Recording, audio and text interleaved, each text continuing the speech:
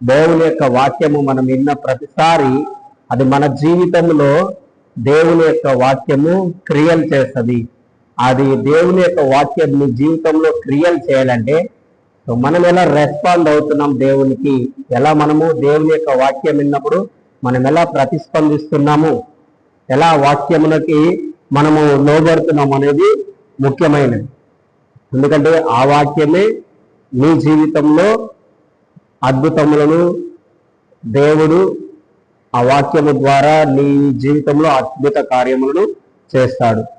So దేవుని యొక్క ఆలోచనలు మన ఎడల ఉన్నతమైనవిగా ఉంటాయి, అద్భుతమైనవిగా ఉంటాయి. మన యొక్క ఆలోచనలు, మన యొక్క ఊహలు, మనము ఆలోచించే ప్రతి ఆలోచన ఈ ఈ యొక్క జీవితం కొరకు మాత్రమే, ఈ జీవిత విధానంలో జీవిస్తున్నంత వరకే మన యొక్క లిమిటేషన్స్ ఉంటాయి.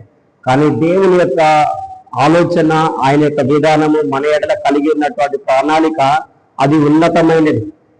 అది మన యొక్క ఊహకి కూడా అందదు. ఎందుకంటే దేవుని యొక్క వాక్యంలో 1 కొరింథీ 2:9 ఉంటది. ఏమని ఉంటదంటే, దేవుడు నీ కొరకు ఏమి సిద్ధపరిచిందో అవి మన కంటికి కనబడలేదు, మన చెవులకు వినబడలేదు, మనుష్య హృదయములకి అర్థం కాలేదు అని ఉంటుంది. చూడండి, మన చెవులకి మన కంటికి కనబడనివి చాలా ఉంటాయి. మనము కంటికి కనబడే మాత్రమే చూస్తున్నాము. కానీ మన కంటికి కనబడనివి దేవుడు మన ఎడల దాచిపెట్టి ఉంచిన మేలులు ఇంకా చాలా ఉన్నాయి, ఎన్నో మేలులు ఉన్నాయి. అవన్నీ మన జీవితంలో కనిపించకపోవచ్చు, కనబడకపోవచ్చు. ఒకవేళ మనము సేమ్ ఇదే విధమైన జీవితమును జీవిస్తూ ఉంటే, ఎలాంటి దప్పిక, ఎలాంటి తృష్ణ ఏది లేకుండా ఒక సాధారణమైన క్రైస్తవ జీవితంని మనం జీవించినట్లయితే దేవుడు మన ఎడల కలిగి ఉన్నటువంటి ఆ ఉన్నతమైన ప్రణాళిక అది మనకి అర్థం కాకపోవచ్చు. అది ఎలా మనకు అర్థమవుతుంది, అది ఎలా మనం గ్రహించగలుగుతాము, అది మన జీవితంలోకి ఎలా వస్తుందంటే, అది అర్థం చేసుకోవడానికే నీ యొక్క దేవుడు నీ ఎడల కలిగి ఉన్న చిత్తముని మనం అర్థం చేసుకోవటానికే దేవుడు తన యొక్క వాక్యముని, బైబిల్ని, తన యొక్క సందేశంని మన కొరకు రాసి ఇచ్చి ఉన్నాడు. ఆయన రాసి ఉన్నాడు, అది మన దగ్గర ఉన్నది. అది ఏంటిదంటే లోగోస్, రిటర్న్, రాయబడినటువంటి వాక్యము, దానిని లోగోస్ అని అంటారు. ఎప్పుడైతే నువ్వు ఈ లోగోస్ చదువుతున్నప్పుడు దేవుడు నీ ఎడల ఏ కార్యములు, ఏ ప్రణాళిక దేవుడు నీ కొరకు కలిగి ఉన్నాడు అనేది మీకు అర్థమవుతుంది. అది అర్థం కావాలంటే ప్రతి వర్డ్ ఫాస్ట్ గా చదువుకుంటూ వెళ్ళడం కాదు. ప్రతి వర్డ్ దాని యొక్క ఆత్మ మర్మం అనేది చాలా గొప్పగా ఉంటుంది. మన యొక్క హృదయం అనేది అర్థం కాదని దేవుని యొక్క వాక్యంలో ఉంటుంది. సో అది అర్థం కావాలంటే ఈ యొక్క వాక్యం రాసినటువంటి వ్యక్తి మనలో ఉన్నప్పుడే అది మనకు అర్థమవుతుంది. ఈ వాక్యము, దేవుని యొక్క వాక్యం ఎలా రాయబడి ఉన్నది, మనుషులు, పేతురు చెప్తున్నాడు. 2 పేతురు 1:21 ఏముంటదంటే, మనుషులు దేవుని యొక్క ఆత్మ చేత లేదంటే పరిశుద్ధాత్మ చేత ప్రేరేపింపబడిన వారై ఈ యొక్క వాక్యమును ప్రవచించినారు, లేదంటే వాక్యాన్ని రాసి ఉన్నారని దేవుని యొక్క వాక్యంలో ఉన్నది. కనుక ఆ వాక్యము దేవుడు ఏదైతే లోగోస్, ఏదైతే రిటర్న్ వర్డ్ ఏదైతే ఉన్నదో అది నీకు అర్థం కావాలంటే పరిశుద్ధాత్మ సహాయము ద్వారా మాత్రమే నీకు అర్థమవుతుంది. పరిశుద్ధాత్మ నీ జీవితంలో ఒకవేళ లేకపోయినట్లయితే, ఆయనకు మనము వెలువనివ్వకపోయినట్లయితే, ఆయన మన జీవితంలో ఉన్నాడు అనేది మనం గుర్తించకపోయినట్లయితే, మనం చదివే వాక్యము అది అక్షరంగా అనిపిస్తుంది. అది ఏ విధంగా ఉంటుంది, అక్షరముగా ఉంటుంది. దేవుని యొక్క వాక్యంలో 2 కొరింథీ 3:3 నుంచి 5 వరకు చూసినట్లయితే అక్షరము మనల్ని చంపివేస్తుంది, కానీ ఆత్మ మనల్ని జీవింపచేస్తుంది అని అంటది. అదేవిధంగా అదే వచనంలో కింద ఏముంటదంటే, మనం ఇప్పుడు అక్షరములకు పరిచారకులం కాదు కానీ ఆత్మకు పరిచారకులమై ఉన్నాము. అదేవిధంగా క్రిందికి చదువుకుంటూ వెళ్తే, అక్షరానుసారమైన పరిచర్యనే అంత మహిమ గలదై ఉంటే ఆత్మానుసారమైన పరిచర్య ఇంకా మహిమ కలిగినదిగా ఉంటుందని దేవుని యొక్క వాక్యంలో ఉన్నది. అంటే మనము ఇప్పుడు జీవిస్తున్నటువంటి జీవితము ఆత్మానుసారమైన జీవితము. మనం చేస్తున్నటువంటి పరిచర్య ఆత్మ సంబంధమైనటువంటి పరిచర్య. కనుక దేవుడు మన కొరకు గొప్ప మేలులని గొప్ప సంగతులను ఆయన దాచించి అన్నాడు. ఎందుకంటే రోమీలకు రాసిన పత్రిక 8వ అధ్యాయము 28వ వచనం చదవండి. రోమీలకు రాసిన పత్రిక 8వ అధ్యాయము 28వ వచనం. రోమీలకు రాసిన పత్రిక 8వ అధ్యాయము 28వ వచనంలో ఏముంటుందంటే, ఎవరైనా చదువుతురా?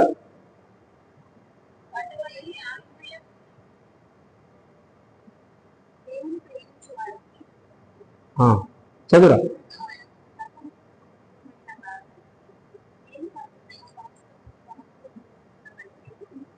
చూడండి, దేవుని ప్రేమించే వారికి, మనమందరం దేవుణ్ణి ప్రేమిస్తున్నాము.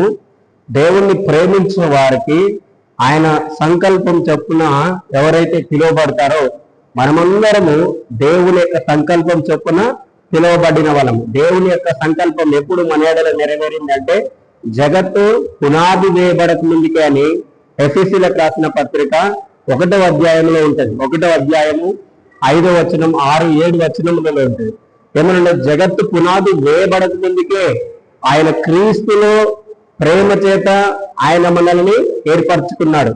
దేవుడు నిన్ను ఎప్పుడు ఏర్పాటు చేసుకున్నాడు అంటే, ఈ భూమి ఏది కూడా ఉద్భవించక ముందుకే, ఏది కూడా సృష్టించక ముందుకే ఆయన నిన్ను ఎన్నుకున్నాడు. అందుకనే దేవుణ్ణి ప్రేమిస్తున్న నీకు, దేవుని సంకల్పం చొప్పున పిలువబడిన నీకు మొట్టమొదటిగా దేవుడు ఏం కలగాలని కోరుకుంటున్నాడంటే, నీ జీవితంలో మేలు కలగాలని కోరుకుంటున్నాడు.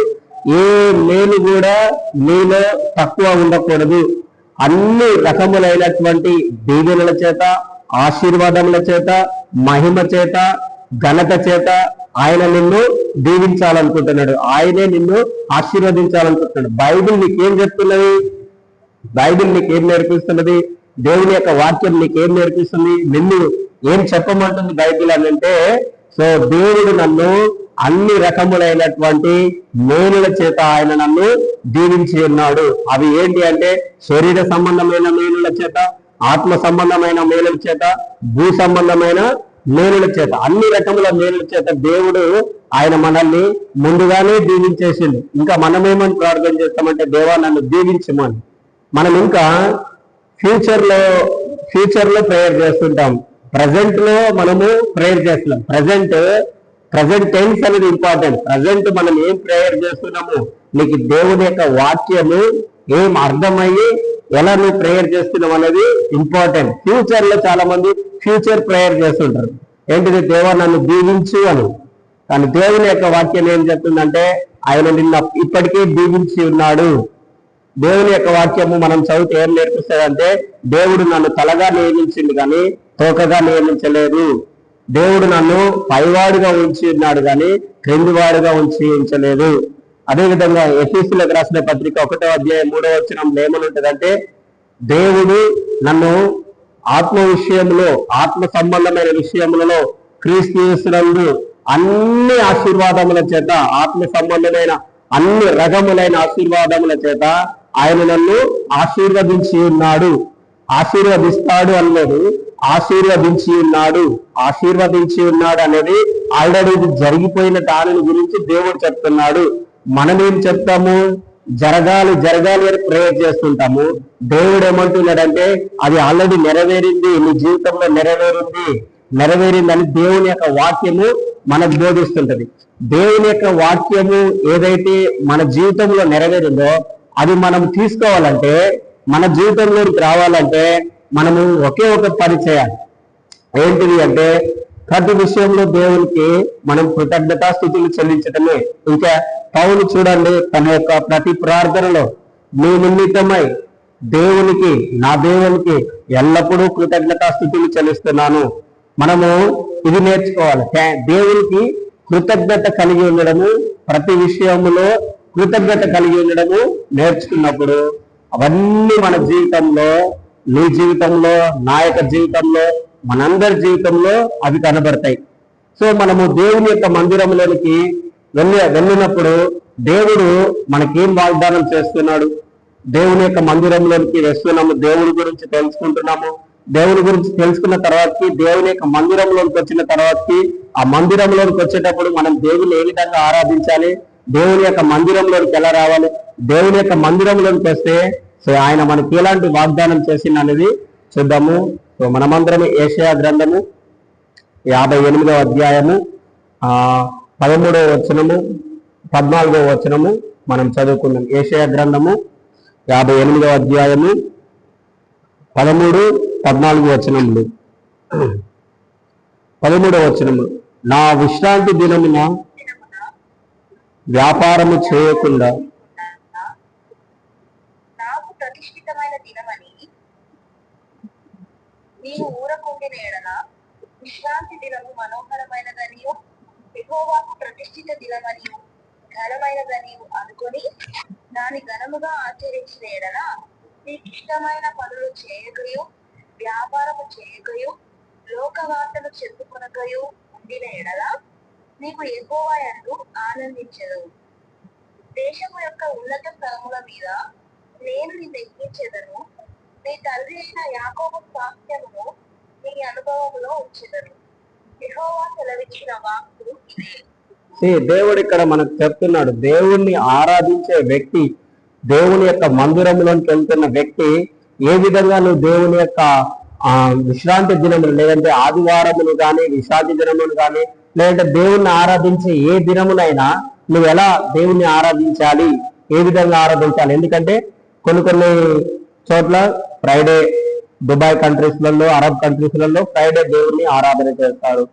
అదేవిధంగా కొన్ని సంఘములలో సబ్బాత్ అని విశ్రాంతి దినములు, అదేవిధంగా ఇంకొన్ని ఆదివారమును దేవుని ఆరాధించడానికి ఏ వారమైనా పర్వాలేదు, ఏ వారమైనా దేవుణ్ణి ఆరాధించవచ్చు. దేవుణ్ణి ఆరాధించేటప్పుడు ఇక్కడ దేవుడు ఏం చెప్తున్నాడు, నువ్వు ఏదైతే దినముని దేవుణ్ణి ఆరాధన చేస్తున్నావో ఆ దినమున వ్యాపారము చేయకూడదు అని అంటున్నాడు. వ్యాపారం, నీ బిజినెస్, నీ ఉద్యోగము ఏదైనా కావచ్చు, దాన్ని ఏం చేయొద్దంటున్నాడు, చేయొద్దని అంటున్నాడు. సో దేవుని కంటే ఉన్నతమైనది ఏది కూడా లేదు అని నువ్వు ఒక నిర్ణయం తీసుకోమంటున్నాడు దేవుడు. దేవుని కంటే, నా దేవుని కంటే నాకు ఎక్కువైనది ఏమీ లేదు, నా దేవుడే నా జీవితంలో ఏదైనా నువ్వు సాక్రిఫైస్ చేసే అంత త్యాగము నీకు ఉండాలి దేవుని కొరకు. ఏమంటున్నాడు ఇక్కడ, మనం వ్యాపారం చేయకూడదు, మనకెంత వచ్చినా కానీ ఈ విశ్రాంతి దినమున, ఆదివార దినమున వ్యాపారం చేయకూడదు అంటున్నాడు. దానిని నువ్వు ఎలా డెడికేషన్, ఇట్స్ ఏ డెడికేటెడ్, దేవునికి మాత్రమే అది, ఇంకా వేరే ఏ పనికి కూడా నేను ఇవ్వకూడదు, వేరే దేనికి కూడా నేను ఉపయోగించకూడదు. మనకు ఎంత పని అయినా ఉండవచ్చు, కానీ దేవుని యొక్క సమయమును మాత్రము మనం ఖచ్చితంగా దేవునికి ఇవ్వమని చెప్తున్నాడు. దేవునికి అది ప్రతిష్ఠితము. మనము ఆదివారము దేవుని యొక్క మందిరంకి వెళ్తున్నామంటే సాటర్డే నుంచే మనం సిద్ధపడాలి. ఎందుకంటే దేవుడు ఆ నిర్గమకాండంలో ఈ పస్కా పండుగ వస్తుందనంటే, ఎందుకంటే పాత నిబంధనలో పస్కా పండుగని ఆచరించేవాళ్ళు. ఈ పస్కా పండుగ వస్తుందనంటేనే వాళ్ళు ఎన్నో రోజుల ముందు నుంచే సిద్ధపడే వాళ్ళంట దేవుణ్ణి ఆరాధించడానికి. అదే విధంగా నువ్వు కూడా దేవుణ్ణి ఆరాధించడానికి సిద్ధపడాలి.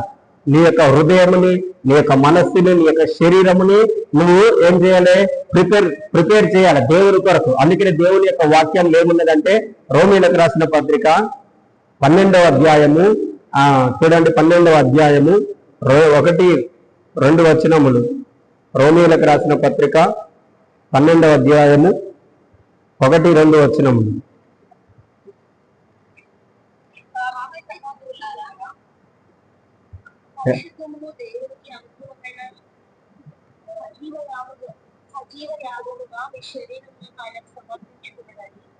దేవుని వాక్కులను బట్టి మిమ్మల్ని బ్రతిమాలుకొనుచున్నాను.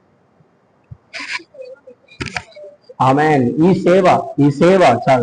సేవ మనకు యుక్తమైనది అంటున్నాడు. మనం ఏం చేయాలి, ఆదివార దినమున ఎలాంటి సేవ చేస్తే దేవునికి అది యోగ్యంగా ఉంటది, దేవుని దృష్టిలో యోగ్యంగా ఉంటది అని అంటున్నాడు. అంటే పరిశుద్ధమును దేవునికి అనుకూలమైన సజీవ యాగముగా, సర్వాంగ సజీవ యాగంగా నిన్నునే దేవునికి సమర్పించడానికి, పాత నిబంధన గ్రంథంలో గొర్రె పిల్లని దేవునికి అర్పించటానికి వాళ్ళు ఏం చేసేది, అందులో అది కలంకమైనను, ముడత అయినను, ఏదైనా దెబ్బ అయినను ఏది లేకుండా అది పరిశుద్ధమైనదిగా దేవునికి అర్పణగా తీసుకొని వచ్చేవాడు. ఇప్పుడు దేవుడు మనలనే అర్పణగా, మన యొక్క హృదయమునే అర్పణగా, మన యొక్క హృదయంలో ఏ విధంగా ఉండాలి, ఇప్పుడు నిర్మలమైనదిగా ఉండాలి. మన యొక్క హృదయంలో నానా విధములైనటువంటి ఇబ్బంది బాధని మన యొక్క హృదయంలో మోసుకుంటూ భారమైన హృదయంతో దేవుని యొక్క మందిరంలోకి వచ్చినట్లయితే మనము ఆల్రెడీ ఒక వ్యాపారం మన యొక్క హృదయంలో ఉన్నది. మన భారం అనే వ్యాపారం ఆల్రెడీ మనం భరిస్తున్నాము. సో ఇప్పుడు నువ్వు దేవుని యొక్క వ్యాపారం, దేవుని యొక్క బిజినెస్ లో, దేవుని ఆరాధించే బిజినెస్ లో నువ్వు ఎలా నిన్ను నువ్వే సజీవంగా యాగంగా ఆయనకు సమర్పించగలుగుతావు? సమర్పించలే. కారణం ఏంటిదంటే నీకు ఆల్రెడీ ఇంకొక బిజినెస్ ఉన్నది. అందుకనే సో సాటర్డే రోజే నీ బిజినెస్ ఏదో ఉన్నా నీ యొక్క హృదయంలో నుండి దానిని ఫస్ట్ ఆఫ్ ఆల్ ఏం చేసేయాలి, కంప్లీట్ గా రిడ్ ఆఫ్, దాని నుండి తొలగించుకోవాలి. నిన్ను నీదే కంప్లీట్ గా నీ యొక్క హృదయాన్ని ప్రిపేర్ చేయాలి దేవునికి. సో నో, ఇంకా ఏ అదర్ థాట్స్, ఏది కూడా ఉండకూడదు. ఏదైనా పని ఉన్నా ఇమ్మీడియట్ గా నేను ఆల్రెడీ దీన్ని దేవుని కొరకు డెడికేషన్ చేసినాను ఇది, సో నేను దీని కొరకు మాత్రమే కానీ వేరే వాటి కొరకు కాదు. సో అది ఎప్పుడైతే నువ్వు ఒక నిర్ణయం తీసుకుంటావో అది దేవుని దృష్టిలో యోగ్యంగా ఉంటుంది. దేవుడు అందుకని ఏమంటున్నాడు, మనం దేవునికి ఏమి ఇవ్వలేము.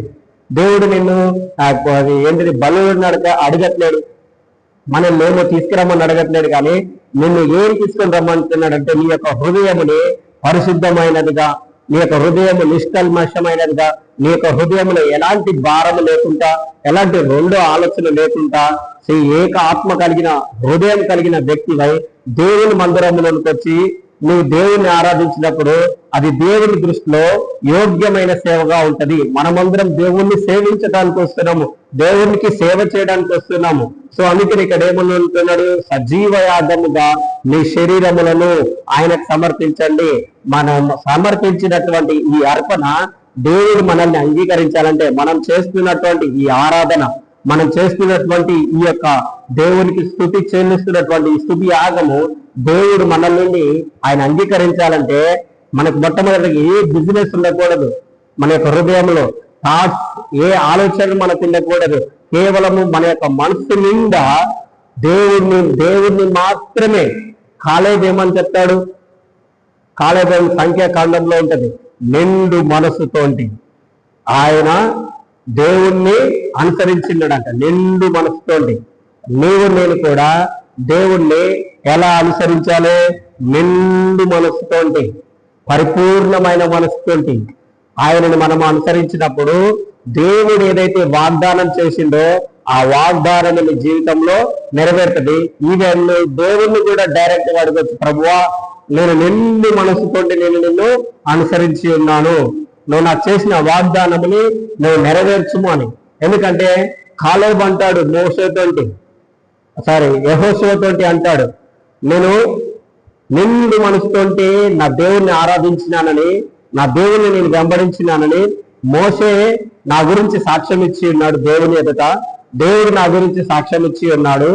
సో నేను ఏ స్థలం అయితే నేను అడుగుతానో, ఏ స్థలం అయితే మనము కానాను దేశంలోకి వెళ్ళిన తర్వాత ఏ స్థలం అయితే నేను అడుగుతానో ఆ స్థలముని దేవుడు నాకు స్వాస్థ్యంగా ఇస్తానని ఆయన నాకు వాగ్దానం చేసి ఉన్నాడు. కనుక యెహోషువ ఈ స్థలముని నాకు స్వాస్థ్యంగా ఇవ్వు.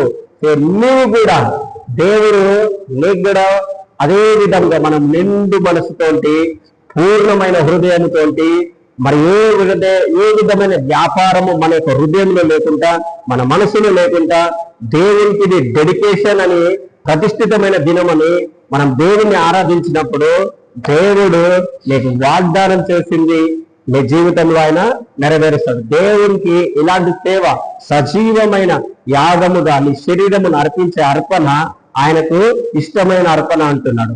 అదే విధంగా మనం ఇంకా ఇది ప్రతిష్ఠితమని ఘనముగా ఎంచమంటున్నాడు.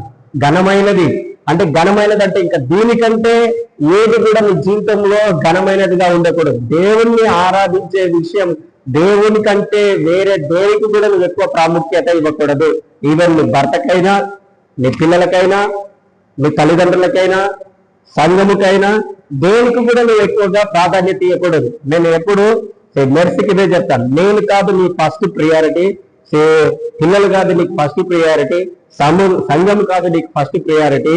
సో నీ జీవితంలో నువ్వు ఘనంగా ఎంచాల్సింది ఏంటిదంటే దేవుణ్ణి నీ జీవితంలో మొట్టమొదటిగా ప్రేమించే స్థలమును, ప్రేమించే విషయంలో మొట్టమొదటిగా నీ యొక్క హృదయంలో దేవునికి మాత్రమే స్థానం ఇవ్వాలి.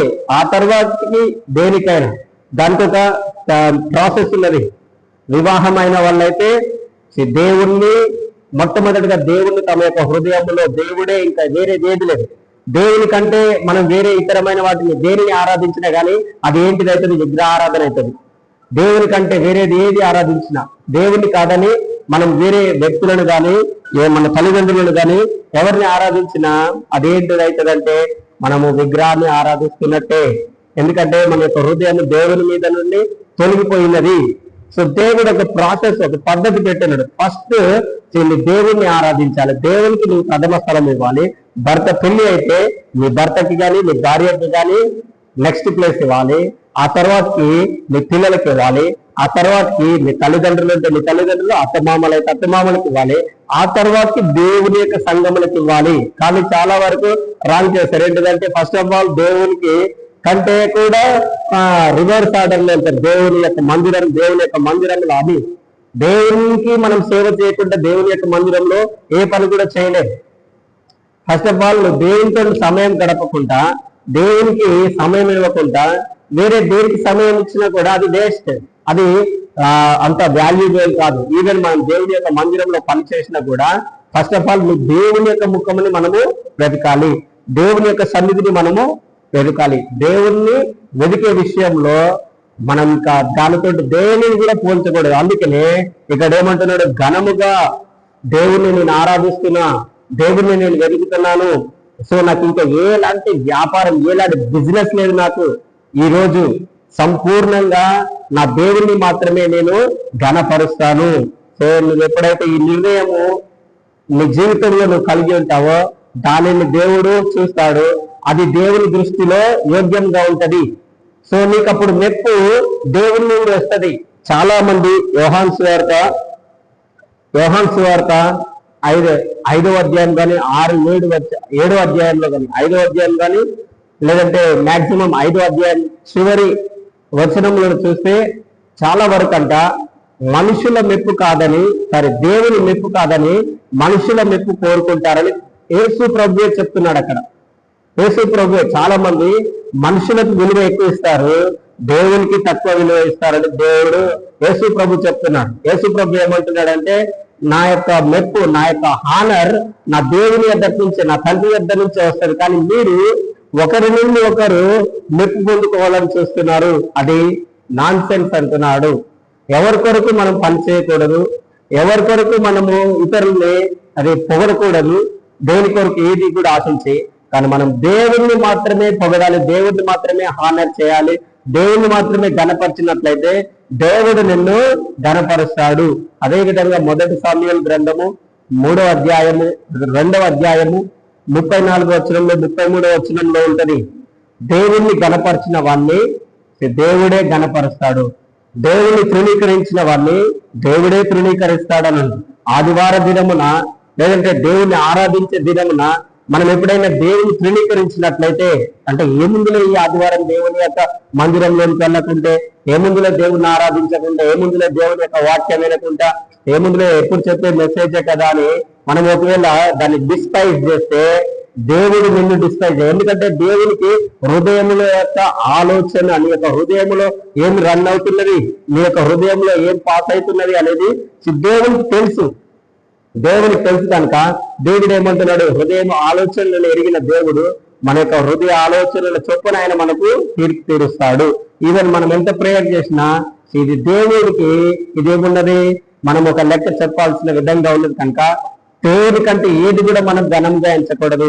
దేవునికి ఏదైతే మనం ఇస్తున్నామో అన్నిటికంటే ఉన్నతమైనదిగా, ఘనమైనదిగా దేవునికి మనము ఇవ్వాలి. ఈ రోజులలో చాలా దగ్గర దేవునికి ఇచ్చే విషయంలో ఎలా ఇస్తుంటారంటే పిసినారితనంగా ఇస్తుంటారు. అది వెరీ డేంజరస్. మనము దేవునికి ఇచ్చే విషయంలో ఎలా ఉండాలి? హృదయపూర్వకంగా ఉండాలి.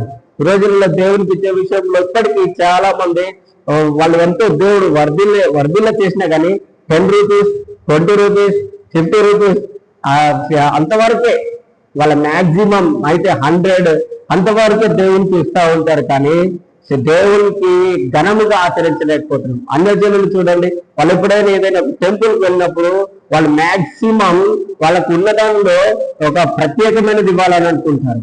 అదేవిధంగా నీవు కూడా దేవుణ్ణి ఆరాధించే విషయంలో అందుకనే దేవుడు ఏమన్నాడు, నువ్వెంత విత్తితే అంతే ఫలము, అంతే ఫలము.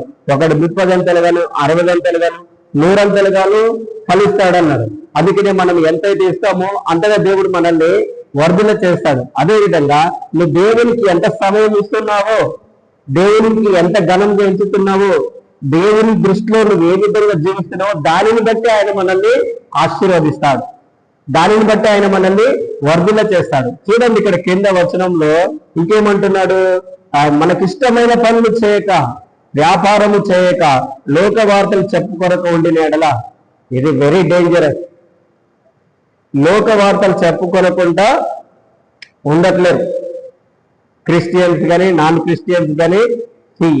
పక్కన ఏమైంది దాని గురించే క్యూరియాసిటీ ఎక్కువ ఉంటుంది మనకు. పక్కన వాళ్ళని గురించి తెలుసుకోవటమే ఎక్కువ, మనం దానికే ఇంట్రెస్ట్ ఎక్కువ చూపిస్తాం. ఏమైంది వాళ్ళ జీవితం, ఏమైంది వాళ్ళ జీవితం, ఏమైంది వాళ్ళు ఏమనుకుంటున్నారు, గుసగుసలు, సనుగులు, వీటి గురించే మనకి ఎక్కువ ఇంట్రెస్ట్ ఉంటుంది. దేవుని కంటే కూడా, దేవుని గురించి కంటే కూడా మన సమయంని వేస్ట్ చేసేస్తున్నాం దేవుని గురించి వినకుండా.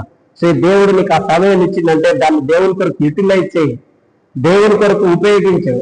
ఆ యొక్క సమయం ఇతరుల కొరకు వెచ్చించే ఆ సమయంని దేవుని యొక్క వాక్యం చదవడానికి, లేదంటే ప్రార్థన చేయడానికి, లేదంటే ఇంకా ఏదైనా దేవుణ్ణి మహిమపరచడానికి నువ్వు ఉపయోగించినట్లయితే దేవుడు నీ సాక్రిఫైస్ ని, నువ్వు ఏదైతే త్యాగం చేస్తున్నావో, అందరూ అవుట్ సైడ్ ఎంజాయ్ చేస్తున్నారు, బయట ఎంజాయ్ చేస్తున్నారు, కానీ నీవు మాత్రమే నిర్ణయం తీసుకున్నావు, నాకు అలాంటిది వద్దు, నాకు అలాంటిది వద్దు, నేను దేవునితో గడపాలి, దేవునితో ఉండాలి. అందరేం చెప్తారు, ఈ వయసు కాకపోతే ఇంకే వయసులో నువ్వు ఎంజాయ్ చేస్తావు, ఈ వయసు కాకపోతే ఇంకెప్పుడు ఎంజాయ్ చేస్తావు అంటావు. అది ఏంటిదంటే సాతాను యొక్క వన్ ఆఫ్ ద ట్రిక్. ఈ రోజు యువతని పాడు చేస్తున్నటువంటి ఒకనొక సాతాను యొక్క ట్రిక్ ఏంటిదంటే ఇప్పుడు కాకపోతే ఇంకెప్పుడు చేస్తావు అని. ఇప్పుడే అని నువ్వు కూడా, మనం కూడా మైండ్కి ఏం చేస్తుంది, డీవియేషన్ చేస్తుంది, డైవర్ట్ చేస్తుంది మైండ్ని ఏం చేస్తుంది, డైవర్ట్ చేస్తుంది. లోక వార్తలు చెప్పుకోవడానికి, ఎంజాయ్ చేయడానికి, వ్యర్థమైన స్థలములకు వెళ్ళడానికి, వ్యర్థమైన చోట్లలో మనం కూర్చోవడానికి, ఇప్పుడు కాకపోతే ఎప్పుడు. దేవుడు, మనం కూడా కొన్నిసార్లు అనుకుంటాం, దేవుడు నన్ను కూడా క్షమిస్తానులే, దేవుడు చూసి చూడనట్టు వదిలేస్తానులే.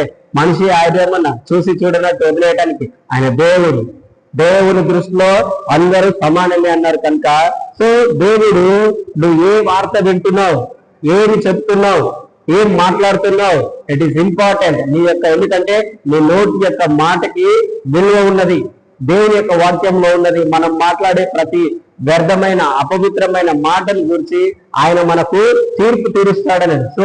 మనం మాట్లాడే మాట కేర్ఫుల్ గా ఉండాలి, వ్యర్థంగా మనము మాట్లాడకూడదు. అందుకనే దేవుని యొక్క వాక్యంలో ఈవెన్ నువ్వు సోమవారం నుంచి ఫ్రైడే వరకు నువ్వు ఎలా మాట్లాడినా అది నీకు ఓకే. కానీ ఈవెన్ ఆదివారం దేవుని ఆరాధించే ఆ దినము కూడా, దేవుని ఆరాధన చేసుకున్న ఆ దినము కూడా దేవుని నువ్వు ఆరాధన చేయకుండా ఈ లోకం గురించే చెప్ప. ఈవెన్ చూడండి, చర్చిలో వచ్చినప్పుడు చర్చిలో అందరూ కూర్చొని దేవుని యొక్క వాక్యం చెప్తుంటే సైడ్ గా గుసగుసలు మాట్లాడుతూ ఉంటారు.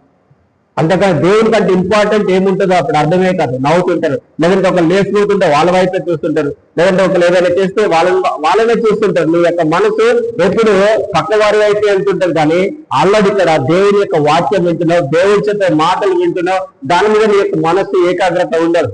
నీ మనసు ఎప్పుడు డైవర్ట్ అయిపోతుంది, ఎప్పుడు అంటే ఆసక్తి లేకపోవడం, ఎప్పుడు వెళ్ళిపోవాలి, ఎప్పుడు లేచిపోవాలి, ఎప్పుడు బయటకు వెళ్ళిపోవాలి, వీటి గురించే మనకు ఆలోచన ఉంటది. మనకు దేవుని మీద ఆసక్తి ఒకవేళ లేకపోయినట్లయితే ఎప్పుడు మనం బయట వాటి గురించే మనము ఆలోచిస్తుంటాం. కానీ దేవుని యొక్క వాక్యం ఏం చెప్తుంది, నీకు ఇష్టమైనవి చేయకూడదు. చాలా మంది మనకి ఇష్టమైనవి కావాలని దేవుణ్ణి అడుగుతాం, మనకిష్టమైన ప్రార్థన చేస్తుంటాం, మనకిష్టమైన వ్యక్తినే నాకు వివాహం చేయండి ప్రభు అని ప్రార్థన చేస్తుంటాం. లేదంటే మనకి ఇష్టమైన జీవితాన్ని జీవించాలని కోరుకుంటాం. అది నిన్ను తప్పుడు మార్గంలోనికి నడిపించవచ్చు, నిన్ను నష్టంలోనికి లేదంటే నాశనంలోనికి నిన్ను పడద్రోయవచ్చు. నీకు ఇష్టమైనట్టుగానే నువ్వు ఇష్టం వచ్చినట్టు జీవిస్తే అది దేవునికి విరోధమైన పని. దేవునికి ఇష్టమైనట్టుగా మనం జీవిస్తే అది దేవుని దృష్టిలో యోగ్యత కలిగినది. దేవుడు నీ కొరకు ఎప్పుడు కూడా లో లైఫ్ లేదంటే తక్కువ కలిగినటువంటి జీవితమును నీకు ఇవ్వడు.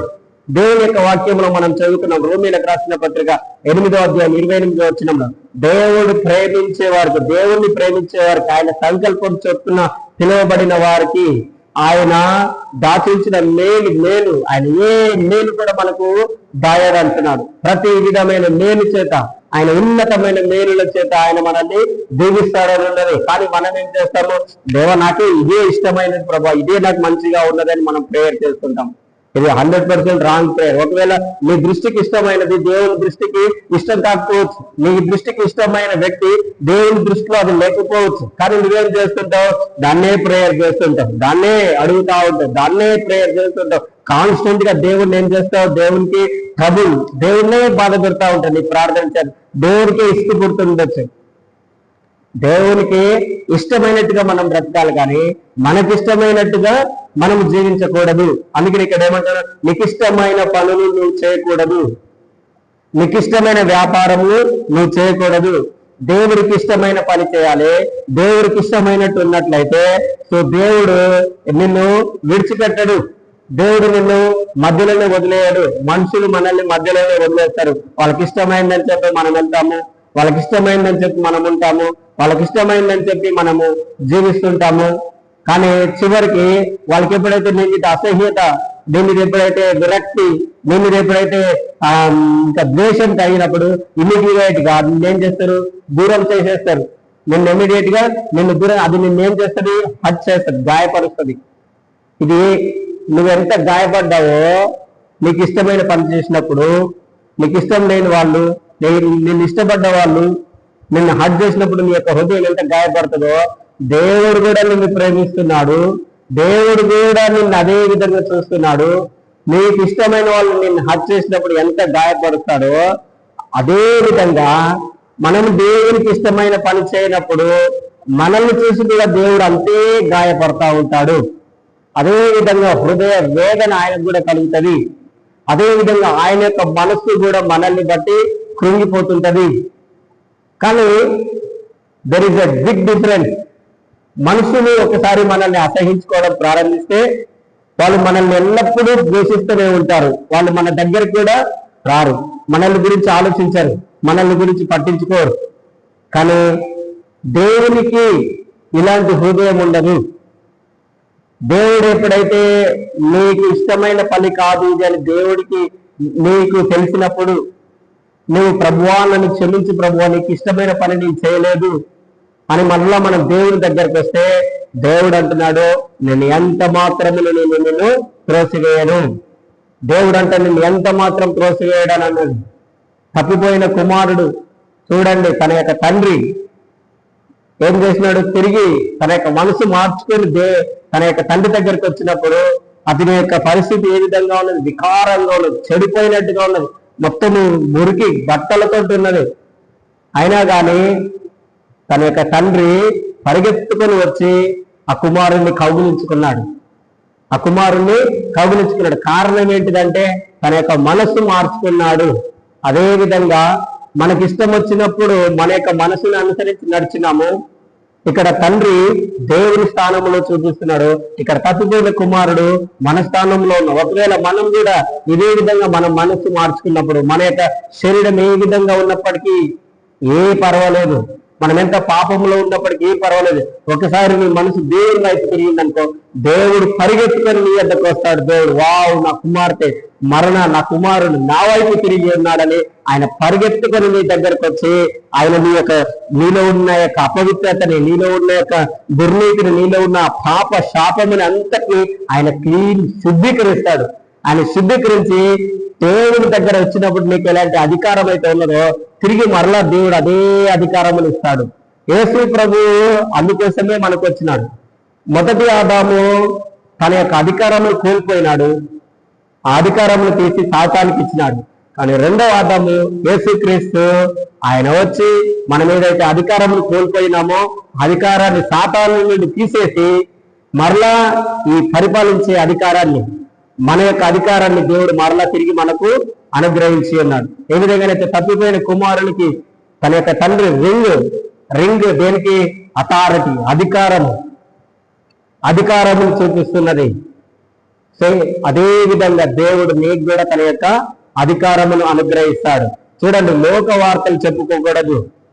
దేవుణ్ణి అనుసరిస్తున్న మనము, దేవుని యొక్క మందిరంలోకి వెళ్తున్న మనము, దేవుని ఘనంగా ఆరాధిస్తున్న మనము, సో దేవునికి మాత్రమే ఫస్ట్ ప్రియారిటీ ఇస్తున్న మనము లోక వార్తలు చెప్పుకోకూడదు. వ్యర్థమైన వాటిని గురించి వినకూడదు.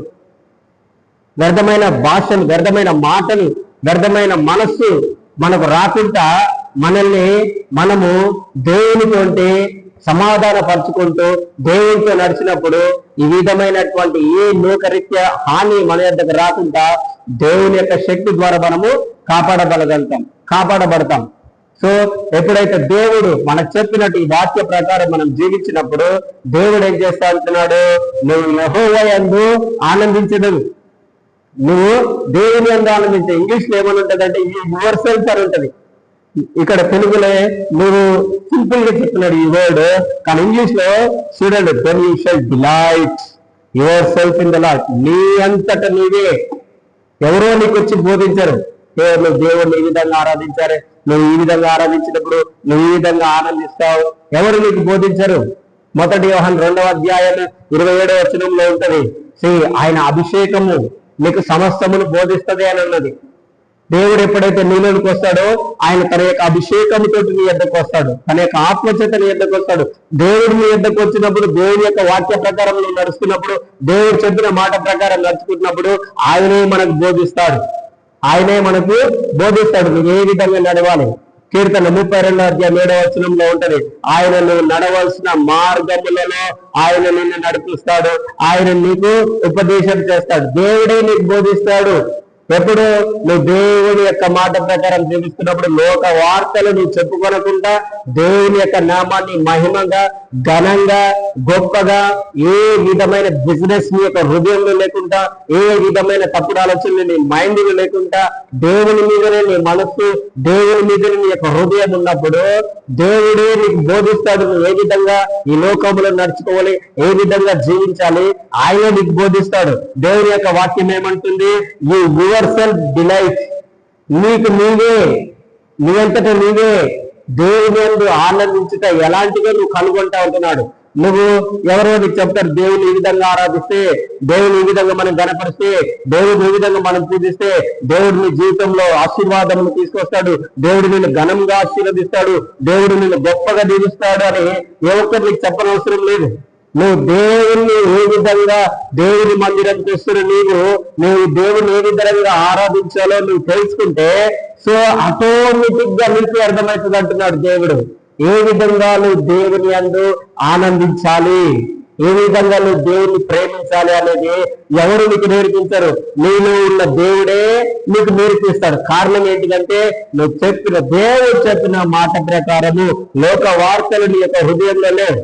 లోకములో ఫ్రెండ్షిప్, లోక సహవాసం ఏం చేస్తారు? నలుగురు కలుసుకొని జోక్ చేసుకుంటారు, అది చేస్తారు, ఇది చేస్తారు. కానీ అదే విధంగా నీ యొక్క స్నేహము దేవునితో అయినదనుకో, దేవుడు లోకమిచ్చే ఆనందం కంటే దేవుడిచ్చే ఆనందం నీకు అధికంగా ఉంటది. లోకమందున్న ఆనందం కొద్ది క్షణము మాత్రమే, కొద్ది కాలం మాత్రమే, కొన్ని నిమిషాలు మాత్రమే. దేవుడిచ్చే ఆనందము నీ నిత్యత్వం, జీవితాంతం ఉంటది. ఆ ఆనందము, దేవుడిచ్చే ఐశ్వర్యము జీవితాంతం ఉంటది, దేవుడిచ్చే మహిమ జీవితాంతం ఉంటది, దేవుడిచ్చే సంతోషము నీ జీవిత కాలం అంతా ఉంటది.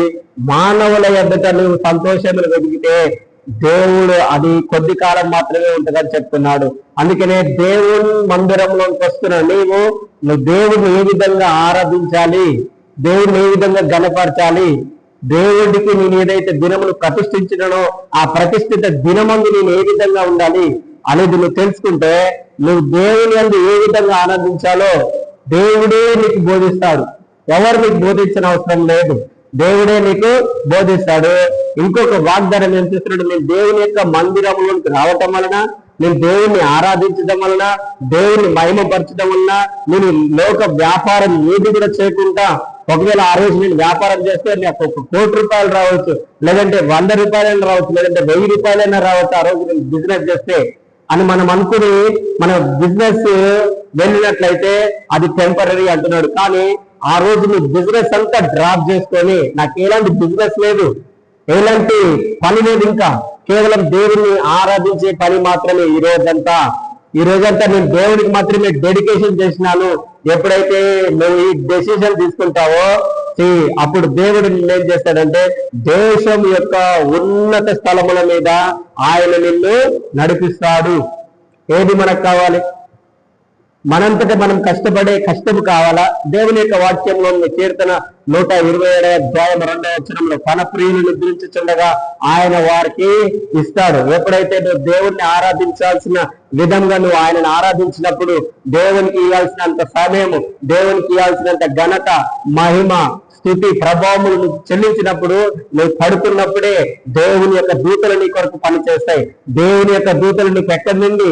పరలోకము నుండి. దేవుని యొక్క వాక్యంలో ఉన్నది, ఆయన ఆకాశపు వాకిలను విప్పి పట్టజాలరాలంత విస్తారమైన దీవెనలను ఆయనను కుమ్మరిస్తాడు. దేవుణ్ణి నువ్వు ఆరాధించే విధంగా నువ్వు ఆరాధిస్తే పట్టజాలరానంత విస్తారమైన దీవెనలు ఏ విధంగా ఉంటాయంటే, యోసేపు యొక్క కొట్లలో ధాన్యము ఏ విధంగానైతే విస్తారంగా ఉన్నదో, ఏ విధంగానైతే యోసేపు 7 సంవత్సరములు విస్తారంగా ధాన్యాన్ని సమకూర్చి ఉన్నాడో, అంతకంటే ఎక్కువ నీ పరలోకమున్న నీ యోసేపు నీ కొరకు విస్తారంగా సమకూర్చి ఉన్నాడు.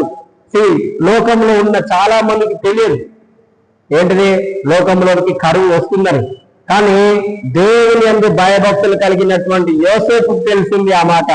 దేవుడు తనకు తెలియజేసింది. ఎవరైతే దేవుని యందు భయభక్తులు కలిగి దేవుణ్ణి ఆదివార దినములు కానీ ప్రతిష్ఠిత దినమని ఆయనను గణపరిచినప్పుడు దేవుడే నీకు తెలియజేస్తాడు, మీ జీవితంలో ఎప్పుడు క్షేమం రాబోతుంది, మీ జీవితంలో ఎప్పుడు సమస్యలు రాబోతున్నాయి, లేదంటే నీ జీవితంలో ఎప్పుడు ఆశీర్వాదం రాబోతున్నది, ఎప్పుడు మేలు జరగబోతుంది, ఎప్పుడు ఏ అద్భుతం నీ జీవితంలో జరగబోతుంది అనేది దేవుడే నీకు తెలియజేస్తాడు. దేవుడే నీకు రివీల్ చేస్తాడు. కారణం ఏంటిదంటే నువ్వు దేవుడితోటి నడిచే వ్యక్తివి. దేవుడితోటి నడుస్తున్నప్పుడు, దేవుడు చెప్పిన వాక్య ప్రకారం నడుచుకుంటున్నప్పుడు ఆటోమేటిక్ గా ఎవరిని బోధించని అవసరం లేదు. ఇక్కడ యోసేపు చెరసాలలో ఉన్నాడు, తన తల్లిదండ్రులకు దూరంగా ఉన్నాడు, తన అన్నదమ్ములకు దూరంగా ఉన్నాడు, కానీ దేవునితో మాత్రం అక్కడ ఉన్నాడు. దేవుడిని విడిచిపెట్టలేదు. నువ్వు ఏ స్థితిలో ఉన్నా, నువ్వు దేవుడిని విడిచిపెట్టకుండా ఉన్నట్లయితే దేవుడు నిన్ను కూడా విడిచిపెట్టడు. యోసేపుని దేవుడు చెరసాలలో నుండి రాజుగా ఉన్నత స్థలం మీద ఎక్కించినటువంటి దేవుడు ఆదివార దినముని, లేదంటే ప్రతిష్ఠిత దినముని దేవుని ఆరాధన చేసి ఆ ఆరాధన దినాన్ని నువ్వు ఘనంగా ఆచరించినట్లయితే యోసేపును ఆశీర్వదించినటువంటి దేవుడు, యోసేపును ఉన్నత స్థలముల మీద ఎక్కించినటువంటి దేవుడు, ప్రధానమంత్రునిగా చేసిన దేవుడు ఈ రోజు నిన్ను కూడా అదే విధంగా ఆయన లేవనెత్తుతాడు. అదే విధంగా నిన్ను వర్ధుల చేస్తాడు. నేను ఎక్కడైతే నువ్వు ఫలించట్లేవో, ఏ విషయంలోనైతే నువ్వు వర్ధులట్లేవో నీకు తెలుసు. నువ్వే విషయంలో వర్ధులట్లేవు అనేది, నీకు ఏ విషయంలో నీకు బాధ కలిగిస్తుంది అనేది నీకు తెలుసు. నీకంటే ఎక్కువ నేను సృష్టించిన సృష్టికర్తకు తెలుసు.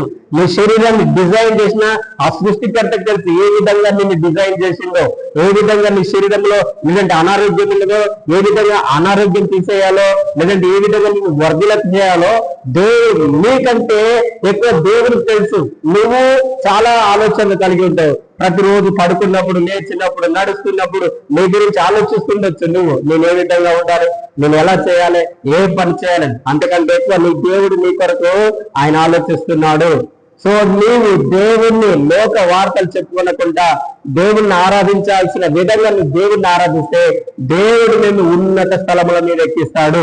నువ్వు ఉన్న పొజిషన్ కాదు.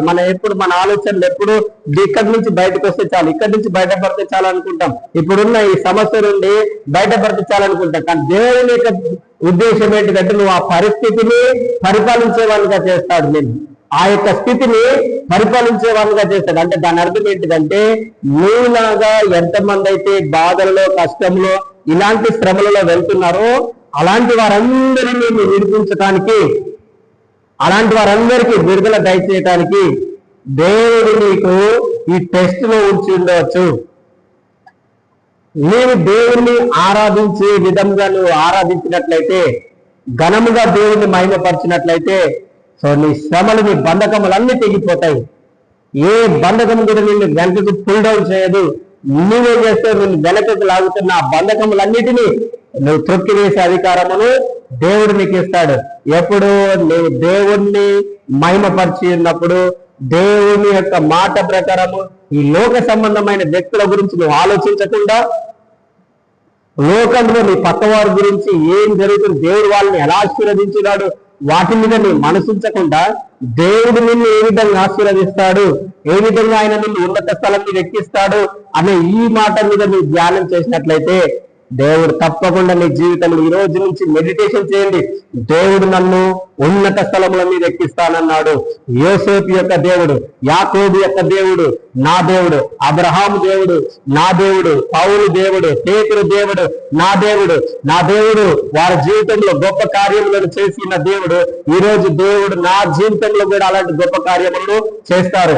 వారి జీవితంలో దేవుడు గొప్ప కార్యములను చేయడానికి వాళ్ళు చేసిన త్యాగము, వాళ్ళు లోక వార్తలకు దూరంగా ఉన్నారు, వ్యర్థమైన వాటికి దూరంగా ఉన్నారు. అందుకనే వాళ్ళు హీరోస్ గా, వాళ్ళందుకనే ఉన్నత స్థలములలో, గొప్ప స్థలములలో ఉండగలిగినారు. అదే విధంగా అదే దేవుడు ఈ రోజు నీకు కూడా చెప్తున్నాడు. నీ పరిస్థితి ఏ విధమైనదైనా కావచ్చు, నువ్వు ఎలాంటి సిచ్యువేషన్ లో ఉండొచ్చు, నీ సిచ్యువేషన్ ని కాంకర్ చేసే, నీ సిచ్యువేషన్ మీద నీకు విజయం అనుగ్రహించే దేవుడు నీకు తోడుగా ఉన్నాడు. సో దేవుడు ఏం చెప్తున్నాడంటే ఒకే ఒక మాట, నువ్వు దేవుణ్ణి ఆరాధించే విషయంలో కాంప్రమైజ్ కావద్దు.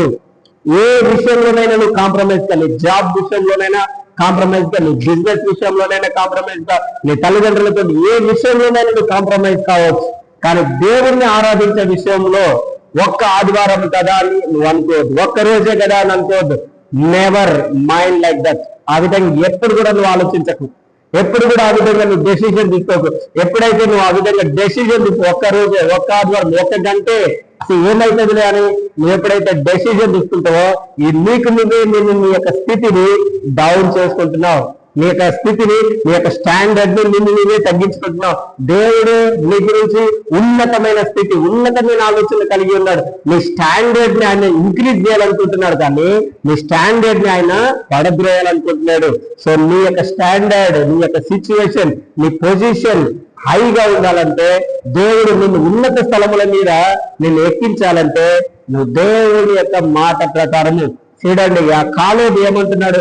నేను నిండు మనసుతో దేవుణ్ణి ఆరాధించాను, నిండు మనసుతో నేను ముందుకు నడిచాను, నేను వెనకకు తీయలేదు, నేను వెనకకు వెళ్ళలేదు. దేవుణ్ణి ఆరాధించే విషయంలో నేను కూడా వెనకకు వెళ్ళకూడదు. దేవుని యొక్క వాక్యంలో రోమీయులకు రాసిన పత్రిక 8వ అధ్యాయము 34వ వచనంలో ఉంటది. ఏమనుంటది? ఏ శ్రమైనడు, కష్టమైనడు, బాధ అయినడు, దుఃఖమైనడు ఏది కూడా క్రీస్తు ప్రేమ నుండి నన్ను ఎడబాపనేరదు. వస్త్రహీనత అయినడు, కరువు అయినడు, దుఃఖమైనడు ఏది కూడా, మనకు కరువు ఉన్నా, మనకు వస్త్రం లేకపోయినా, మనకు డబ్బులు లేకపోయినా, పిల్లలు లేకపోయినా, హబాక్ ఏమంటారు? పశువుల శాలలో పశువులు లేకపోయినా, ఇంకే గడ్డి లేకపోయినా, ఆహారం లేకపోయినా, నేను యెహోవాయందే ఆనందిస్తాను. నాకేం లేకపోయినా నేను యెహోవాయందే ఆనందిస్తాను. అదేవిధంగా పౌలు చెప్తున్నాడు రోమీయుల సంఘానికి, క్రీస్తు ప్రేమ నుండి ఎడబాపేది ఏంటి? ఏది నిన్ను ఎడబాపుతుంది? దేవుని ప్రేమ నుండి. దేవుని ఆరాధించే విషయంలో ఏది కూడా నిన్ను ఎడబాపేదిగా ఉండకూడదు. నీ భర్త అయినా, నీ భార్య అయినా, నీ పిల్లలైనా, నీ పని అయినా, ఇంకా నీ ఉద్యోగమైన, నీ వ్యాపారమైన ఏది కూడా దేవుని ఆరాధించే విషయంలో నిన్ను ఎడబాపకూడదు. దేవునికి ఇవ్వాల్సిన సమయమును, ఒక ప్రత్యేకమైన ప్రతిష్ట, కేవలం సండే మాత్రమే కాదు దేవుణ్ణి ఆరాధించేది. దేవుని ప్రతిరోజు ఆరాధించాలి, ప్రతిరోజు నువ్వు దేవునికి సమయం ఇవ్వాలి. చాలా మంది అనుకుంటారు కేవలం నేను సండే మాత్రమే అని, కానీ సండే మాత్రం కాదు, ప్రతి దినము ప్రతి రోజు నువ్వు దేవునికి ఇవ్వవలసిన సమయముని, దేవునికి ఇవ్వవలసినటువంటి ఘనతను, దేవునికి ఇవ్వాల్సినటువంటి మనతను, మహిమను నువ్వు ఆయనకు చెల్లించినట్లయితే ఆయన నిన్ను ఉన్నత స్థలముల మీద ఎక్కిస్తాడు. కేవలం ఇక్కడ నేను ఆదివారం మాత్రమే లోక వార్తలు చెప్పుకోనకుండా చెప్తున్నాను, కానీ ఆదివారం కాదు, ప్రతి వారం ప్రతి రోజు మనం ఏం చేయాలి? లోక వార్తలకు దూరంగా ఉండాలి. లోక వార్తల విషయంలో మనమే చెవిటి వాళ్ళంగా చేసుకోవాలి. దావీదు అంటాడు, నన్ను దూషిస్తున్న వారు నా దగ్గరకు వచ్చినప్పుడు వారి ఎదుట నేను చెవిటి వాళ్ళ ఉంటుంది, నేను వారి ఎదుట తిరిగి మాట్లాడకుండా మూగవాని వల్ల ఉంటుంది. సో ఈ లోక వార్తలు ఎప్పుడైతే చెప్తున్నప్పుడు నీవు చెవిటి వాని వల్లే ఉండు. నువ్వు తిరిగి ఎవరైనా నిన్ను దూషించినప్పుడు నువ్వు మూగవాని వలె ఉండు. లోకస్తులు నడుచుకున్నట్టు నువ్వు నడుచుకునకుండానట్లయితే దేవుడు నిన్ను ఉన్నత స్థలముల మీద ఆయన నిన్ను ఎక్కిస్తాడు. దేవునికి అసాధ్యమైనది ఏం లేదు. నువ్వు కూడా నమ్మితే నీకు కూడా అసాధ్యమైనది ఏది కూడా ఉండదు, సమస్తమును సాధ్యమే. ఇంకేమంటున్నాడు? నీ తండ్రి అయిన యాకోబు యొక్క స్వాస్థ్యమును నీ అనుభవములో నువ్వు అనుభవించడానికి నీ స్వాస్థ్యంగా. యాకోబు యొక్క స్వాస్థ్యం ఏంటిది? దేవుడు యాకోబుకి ఇచ్చిన స్వాస్థ్యం ఏంటిది? మీరు అది ధ్యానించండి. ఆది కాండంలో ఉంటది యాకోబు గురించి 28వ అధ్యాయం నుంచి దేవుడు యాకోబు యొక్క స్వాస్థ్యం ఏమున్నది, యాకోబు ఏ విధంగా దేవునితో ప్రార్థన చేసినాడు, ఏ విధంగా యాకోబుని ఆశీర్వదించినాడు, ఏమి లేకుండా వెళ్ళి 2 గుంపులుగా తిరిగి వచ్చి ఉన్నాడు. ఇప్పుడు నీ జీవితంలో ఏమి కూడా లేకపోవచ్చు, ఒంటరిగా ఉండవచ్చు, ఒక్క కుమారుడు కూడా లేకపోవచ్చు, నీ గర్భం ఫలించలేకపోవచ్చు, నీకేం లేకపోవచ్చు, కానీ నువ్వు దేవుని యందు నమ్మకం కలిగి విశ్వాసం కలిగి ఉంటే నేను దేవుడు 2 గుంపులుగా చేయొచ్చు. 2 కుమారులు, 2 కుమారులు దేవుడు నీకు అనుగ్రహించవచ్చు. అంత గొప్ప దేవుడు మనం కలిగి ఉన్నాం. దేవునికి అసాధ్యమైనది ఏం లేదు. ఇప్పుడు మనం చదువుతున్నటువంటి యాకోబు యొక్క భార్య అయినటువంటి రాహేలుకి ఎన్ని సంవత్సరముల వరకు తన గర్భం లేకుండా ఉండదంటే మాక్సిమం 20 years వరకు బైబిల్ గ్రంథంలో మనం చదవచ్చు. 20 సంవత్సరముల వరకు ఆమె గర్భం లేకుండా ఉన్నది. దేవుడు ఆమెను జ్ఞాపకం చేసుకున్నాడు. రాహేలుని 30వ అధ్యాయంలో చూడండి, రాహేలుని దేవుడు జ్ఞాపకం చేసుకుని దేవుడు ఆమెకు గర్భఫలములు ఇచ్చి ఉన్నాడు. ఎలా జ్ఞాపకం చేసుకున్నాడు ఆమెని అంటే ఆమె చేసినటువంటి ప్రార్థన. యాకోబు 30వ అధ్యాయము 31వ వచనం అనుకుంటా. ఆమెను జ్ఞాపకం చేసుకున్న దేవుడు, నీవు ఈ రోజు దేవుడిని యథార్థంగా ఆరాధించాల్సిన విధంగా ఆరాధిస్తే నిన్ను కూడా దేవుడు జ్ఞాపకం చేసుకుంటాడు. నీ జీవితంలో కూడా దేవుడు గొప్ప కార్యాలు చేస్తాడు. నా జీవితంలో ఉద్యోగం లేదనుకుంటున్నా, నా జీవితంలో మంచి జ్ఞానం లేదనుకుంటున్నా, ఏ విషయంలో నువ్వు డౌన్ గా ఉన్నావో దేవుడు ఆ విషయంలో నిన్ను హెచ్చిస్తాడు. చూడండి, దేవుడు వాగ్దానం చేస్తుంది. ఏమంటున్నాడు? ఉన్నత స్థలముల మీద ఈ రాత్రంతా ఊహించండి, దేవుడు నన్ను ఉన్నత స్థలముల మీద. యెషయా గ్రంథం 58వ అధ్యాయం 14వ వచనం, నీ యొక్క చెవులలో మారుమోగాలి రాత్రి అంతా. నువ్వు ఇదే దీని గురించే ఆలోచించాలి. ఉన్నత స్థలముల మీద దేవుడు నన్ను ఎక్కిస్తానన్నాడు. నాయన చేసుకొని పోయే భర్త ఉన్నతమైన స్థానంలో ఉంటాడు. ఒకవేళ మనకు పెళ్లి కాకపోతే దేవుడిని అడగండి, ప్రభువా ఉన్నత స్థానంలో ఉన్నటువంటి వ్యక్తిని నాకు భర్తగా ఇవ్వండి అని మీరు ఊహించండి. దేవుడు మీ యొక్క ఊహ దేవుడు నీ జీవితంలో నెరవేరుస్తాడు. ఎందుకంటే దేవుడు వాగ్దానం చేసిండు. మనం ఎక్కలేనిది దేవుడు మనకు తోడుగా ఉండి ఎక్కిస్తాడు. మనం వెళ్ళలేని ఆ స్థలములోకి దేవుడు మనల్ని నడిపిస్తాడు. మనం చేయలేని కార్యములని దేవుడు మనకు చేస్తాడు. కారణం ఏంటిదంటే నువ్వు ఆయనకి ఇచ్చేటటువంటి విలువ, నువ్వు ఆయనకి ఇచ్చేటటువంటి ఘనత, నువ్వు ఆయనకి ఇచ్చేటటువంటి మహిమని బట్టే ఇవి ఆధారపడి ఉంటాయి. సో ఈ వాక్యం నిన్న నీ జీవితంలో నువ్వు ఏ విధంగా ఉంటావని నేను ప్రవచిస్తూ ఈ నా యొక్క వాక్యంని ముగిస్తున్నాను. God bless you. దేవుడు మీ అందరినీ దీవించి ఆశీర్వదించును గాక. ఆమేన్. Praise the lord.